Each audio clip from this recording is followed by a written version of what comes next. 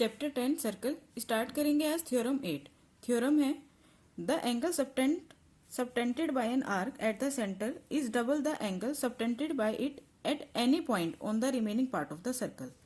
हमें गिवन है एक सर्कल जिसमें हमें एक आर्क गिवन है, वो हमने आर्क ले लिया ए बी। ठीक है, आप जो आर्क है ए बी वो माइनर आर्क भी ले सकते हैं, सेमी सर्कल आर्क भी ले सकते हैं, या फिर आप मेजर आर्क भी ले सकते हैं। ठीक है, ए बी जो है वो माइनर आर्क भी हो सकता है, सेमी सर्कल भी हो सकता है, या मेजर आर्क भी हो सकता है। तो मैंने माइनर आर्क लिया है, तो इस केस में देखते हैं ए बी एक आर्क है, तो ये जो सेंटर से जो एंगल सबटेंड कर रहा है यानी एंगल ए ओ बी, वो क्या होगा, डबल होगा उस एंगल से जो कब बना है ए बी आर्क पर। हमने सर्कल पे इस वाले पोर्शन को, ठीक है, ये वाला पोर्शन क्या है, आर्क हो गया। आर्क को छोड़कर आप सर्कल पर कोई भी पॉइंट ले लीजिए कहीं पर भी, तो मैंने वो पॉइंट ले लिया सी ऑन द सर्कल। अब इस सर्कल पर जो एंगल बन रहा है ना, इस आर्क से ए बी आर्क से जो सर्कल पे जो एंगल बन रहा है उसका डबल होगा जो सेंटर से बन रहा है। ठीक है, an arc A B of a circle, circle का नेम है centre O, radius R, subtends A O B at the centre and angle A C B at any point C on the remaining portion of the circle. ठीक है, एक angle बन रहा है centre से A B arc पर angle A O B, और एक एंगल बन रहा है सर्कल पर, कोई पॉइंट लिया हमने सर्कल पर सी, ठीक है, उस पर एंगल ए सी बी। और हमें प्रूफ क्या करना है, एंगल ए ओ बी जो सेंटर से बन रहा है वो क्या है, डबल है जो सर्कल पे किसी पॉइंट पे बन रहा है, यानी एंगल ए सी बी का डबल है। ठीक है, इसमें हम कर लेंगे एक कंस्ट्रक्शन। कंस्ट्रक्शन है ज्वाइन,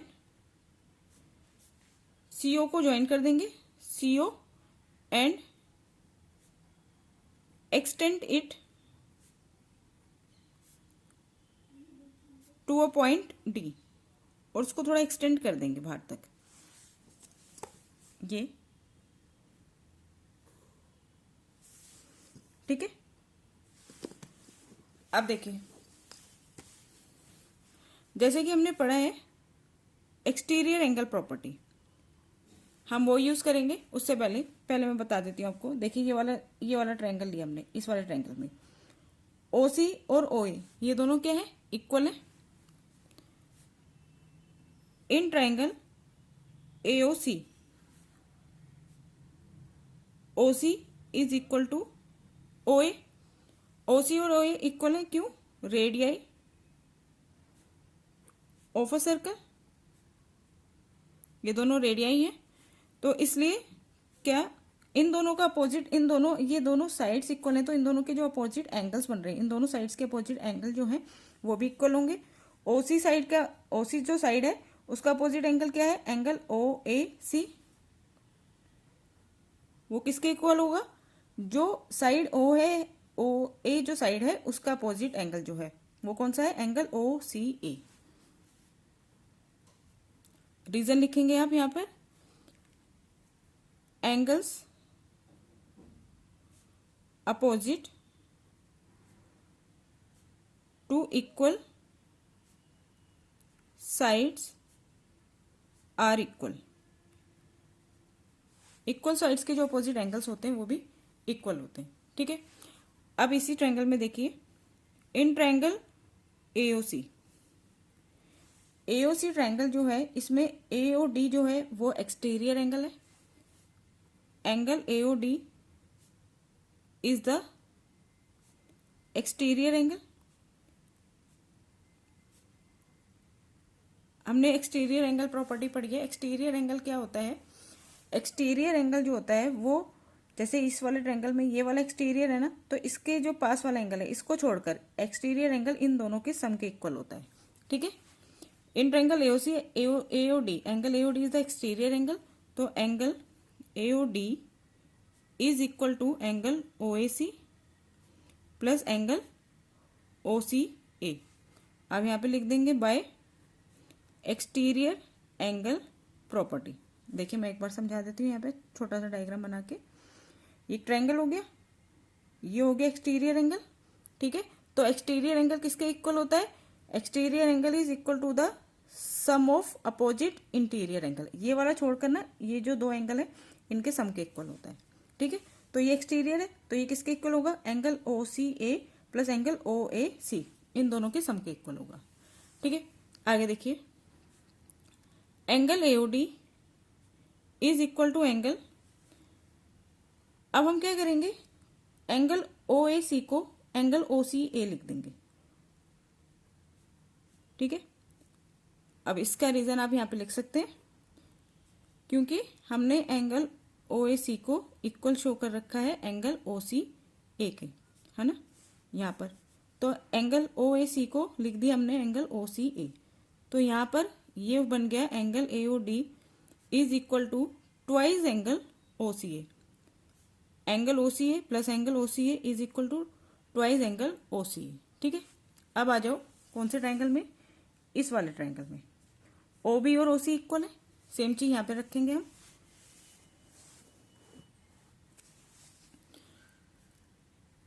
इन ट्रायंगल ओ बी सी,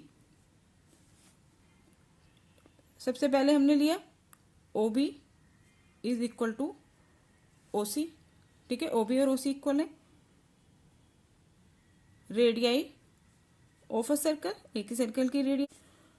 ओ बी का angle O B C is equal to angle O C B.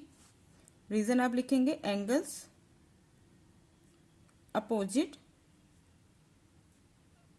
To equal sides are equal, equal sides के अपोजिट एंगल्स भी इक्वल होते हैं। ठीक है, अब आ जाइए, in triangle O B C, B O D exterior angle है, ये वाला एक्सटीरियर एंगल है, angle B O D is the exterior angle. तो एक्सटीरियर एंगल किसके इक्वल होता है, sum of opposite interior angle. ठीक है, angle B O D is equal to, इस वाले एंगल को छोड़कर इन दोनों के सम के इक्वल होगा, angle O C B plus angle O B C के। ठीक है, यहां पे आप रीजन लिख देंगे, बाय एक्सटीरियर एंगल प्रॉपर्टी। तो angle B O D is equal to, अब देखो हम इसको लिखेंगे एंगल ओ सी बी को, तो एंगल ओ सी बी लिखेंगे, और एंगल ओ बी सी को भी हम एंगल ओ सी बी लिख देंगे। ठीक है, क्योंकि ये दोनों इक्वल है, और यहां पे आप इसका रीजन भी लिख देंगे, क्योंकि angle O B C is equal to angle O C B. अब आगे angle B O D is equal to, इन दोनों एंगल को सम करेंगे तो आ जाएगा twice angle O C B. ठीक है, ये हो गई हमारे पास फर्स्ट इक्वेशन, ये हो गई हमारे पास सेकंड इक्वेशन। अब इन दोनों को हम कर देंगे add, adding first and second, we get, हमें क्या मिला, एलएचएस को एलएचएस में ऐड कर दो, angle AOD plus angle BOD, angle AOD plus angle BOD, RHS को आरएचएस में, twice angle OCA plus twice angle OC B. अब देखिए आप, angle AO D plus angle BO D, जब इन दोनों को आप ज्वाइन करोगे तो ये और ये एंगल बन के मिलकर क्या बन गया, एंगल एओ बी बन गया, एंगल एओ बी बन गया। यहां से आपने 2 कॉमन ले लिया, तो angle OCA plus angle OCB. ठीक है, अब देखिए angle AO B is equal to twice angle O C A plus angle O C B, इन दोनों को जब आप ज्वाइन करेंगे तो ये पूरा एंगल बन जाएगा, कौन सा एंगल बन जाएगा, एंगल सी, तो एंगल ए सी बी। ठीक है, यही हमें प्रूव करना था, हेंस प्रूव्ड।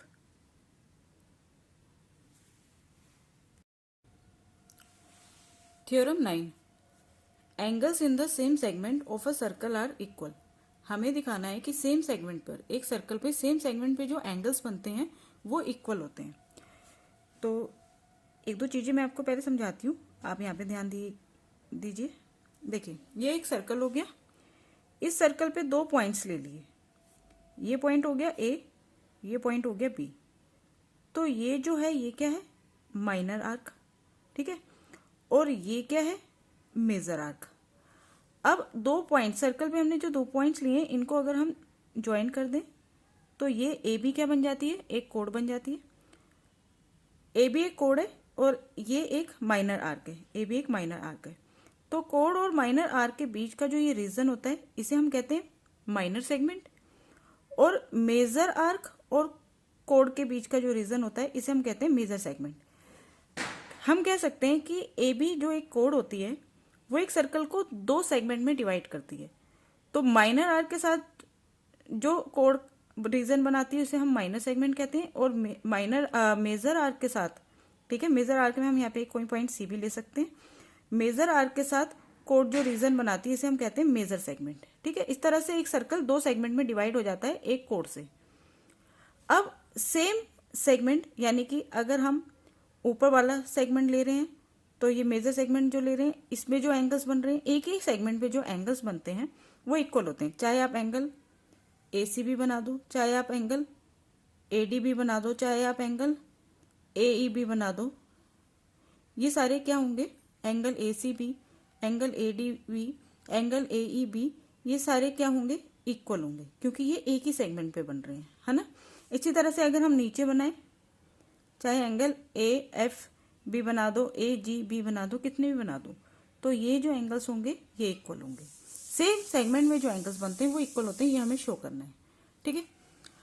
चलिए स्टार्ट करते हैं। गिवन है हमें ए बी एक आर्क, सर्कल को हमने नेम दिया सेंटर ओ और radius R. Angle A C B, ये सी हो गया, angle A C B is equal to angle A D B. C और डी दो पॉइंट्स हैं सर्कल पर, हमें ये दोनों किस आर्क पे बने, ए बी आर्क पर बने हैं, ठीक है। हमने इनको ज्वाइन कर दिया तो ये ए बी क्या बन गई, एक कोड बन गई। तो angle A C D, angle A C B और एंगल ए डी बी ये दोनों इक्वल हैं, ये हमें शो करना है। A C B and angle A D B are made by the arc A B in the same segment, एक ही सेगमेंट पे बने हैं। सेम सेगमेंट का मतलब ये वाला ए वाली कोड हो गई और ये वाला आर्क हो गया, मेजर आर्क, ठीक है, इस वाले पोर्शन में बने हैं। Angle A C B is equal to angle A D B, ये हमें शो करना है। तो हमने एक एंगल बना लिया सेंटर से, सेंटर ओ था तो ओ ए और ओ बी को ज्वाइन कर दिया तो एंगल ओ ए बी बन गया। अब इससे पहले वाली थ्योरम में जो हमने पढ़ा है, क्या पढ़ा था, the angle subtended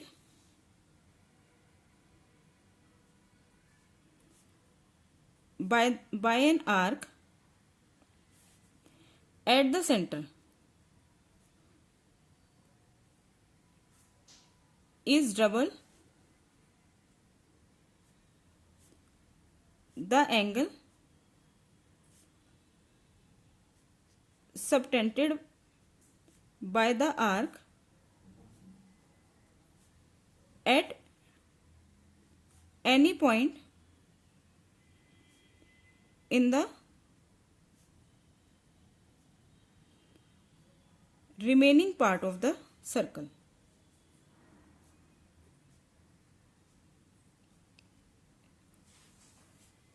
at theorem में जो हमने पढ़ा था कि सेंटर से जो एंगल, एक आर्क पर से सेंटर से जो एंगल बन रहा है वो डबल होता है किसका, बाकी रिमेनिंग पार्ट जो है सर्कल का, इस पे कोई भी पॉइंट लिया उससे जो आर्क जो सेंटर जो एंगल बना रही है उसका, ठीक है। तो इसके according angle A O B, इसलिए क्या होगा, एंगल ए ओ बी किसके इक्वल होगा, twice of angle A C B, ठीक है। ये सेंटर से बन रहा है तो ये डबल होगा किसका, जो एक पॉइंट हमने सर्कल पे लिया है उससे जो एंगल बन रहा है सेम आर्क पर, ए बी आर्क पर, एंगल ए सी बी, ठीक है। तो angle A O B is twice of angle A C B. Similarly angle A O B is twice of angle A D B, ठीक है। ये हो गया second. From first and second we get, अब देखिए फर्स्ट और second angle A O B equal है twice angle A C B के, angle A O B equal है twice angle A D B के। तो इन दोनों से हमें क्या मिल गया, twice angle A C B is equal to twice angle A D B. दोनों साइड LHS RHS 2 हमने कैंसिल कर दिए, तो angle ACB is equal to angle ADB। ठीक है, हेंस प्रूव्ड।